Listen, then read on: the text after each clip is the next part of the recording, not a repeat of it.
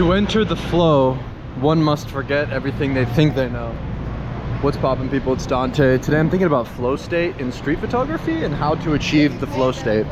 Essentially, flow state is all about being super immersed in the moment, where you almost exist outside the passage of time through the act of doing the thing itself, photographing. And so anything you do, really, you can enter flow, right? Whether you're writing, reading, making yourself climb up a tree, I don't know, there's something about flow that is so critical to tap into when producing and creating anything. And so when I'm on the streets, very practically, I simply let my mind sort of unwind. I don't really have any thoughts going on inside my mind, but I'm simply remaining so present in the moment and observing all of the fleeting moments and all of the details around me, very quickly responding with my gut to make a composition. And this comes through practice and consistency. And to enter the flow state, one must be in the present moment, but also doing the thing itself with discipline, meaning I pretty much haven't missed a day of photographing in a decade. So I've been in a perpetual flow state for a pretty long time. And so by remaining laser focused and sort of stripping away all the noise, all the thoughts in your brain, keeping the phone at home or just locked away or just in do not disturb mode or whatever, you enter flow state. It's about making pictures and sort of just moving on, right? So like you make a photo, you move on. You make a photo, you move on. You don't dwell on the photos you made yesterday, but you only focus on the next photograph you're going to make. And so essentially the mantra that I tell myself is my next photograph is my best photograph. And what that does is it puts me in this life-affirming mindset of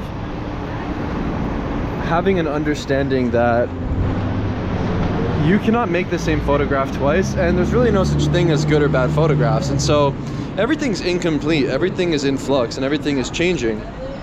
And so because of that, I believe it's critical to detach from the outcome, to not really have your mind dwelling on what the results of the photographs will be. And so when you're out there on the streets practically, I actually think it's more interesting to not look for anything specific. Oh, look at the silhouette here. It's pretty beautiful. She's holding a cigarette. Yeah, that's kind of nice actually. Try vertical, horizontal. Go ahead, smoke that shit. Smoke that, smoke that, smoke that, smoke that, smoke that cigarette. Yeah, so essentially you want to just remain open to photographing, right? You kind of just set your body in motion without any preconceived notions of what you will find, right? Just follow the light. It's very simple. Just watch where the light falls. Put your back to it. Put your face to it. And just kind of follow it, follow your intuition, listen to your gut. Actually, what's funny?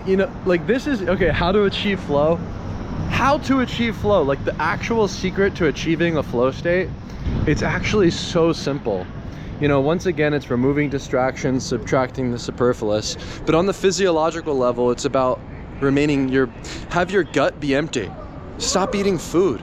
Don't snack throughout the day. Stay in a fasted state. When you're fasted, you have this laser sharp pinpoint accuracy from that connection between your gut and your mind, right? For we have these two eyes that are connected to our brain that allow us to see and perceive the world with sharp visual acuity, which is connected to your gut physically on the biological level. And so if you have your body digesting food throughout the day, you're gonna have brain fog. And I feel as though a lot of photographers have decision fatigue.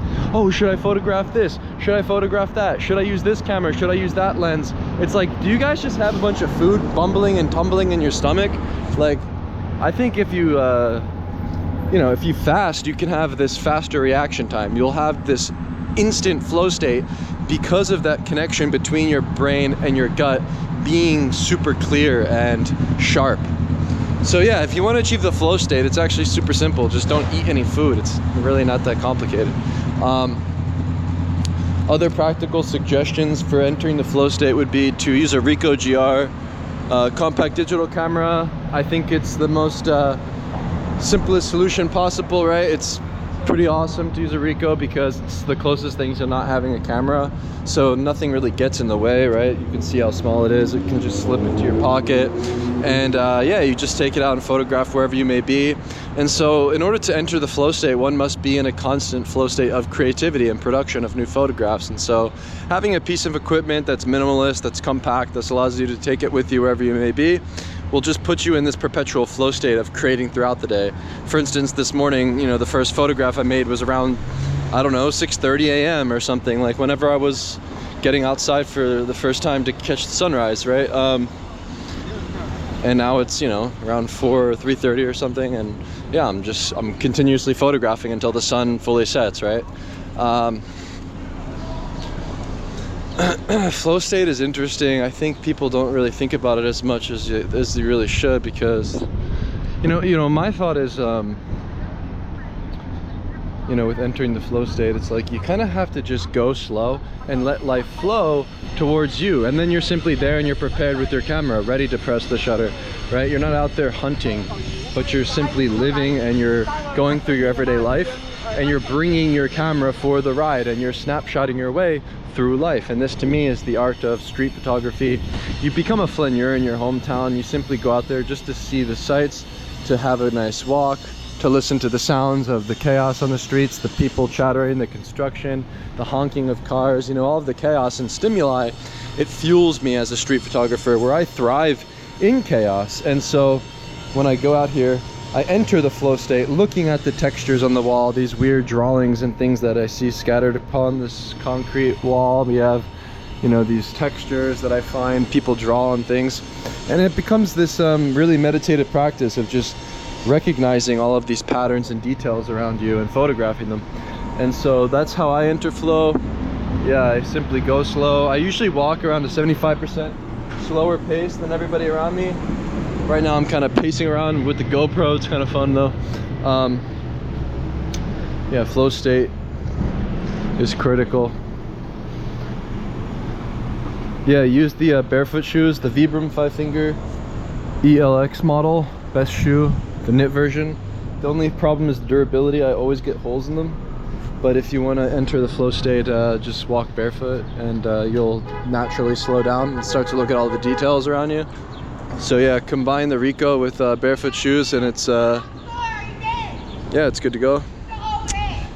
Yeah, it's funny, a lot of street photographers focus on the shoes, like, oh, I need this, I need the right shoe with the right toe box or whatever. It's like, dude, just go barefoot. Like, we have these like thick soles on our shoes, and I think it also just weakens you. And so if you want to enter the flow state, I think you also need to be physically strong and physically capable of walking endlessly.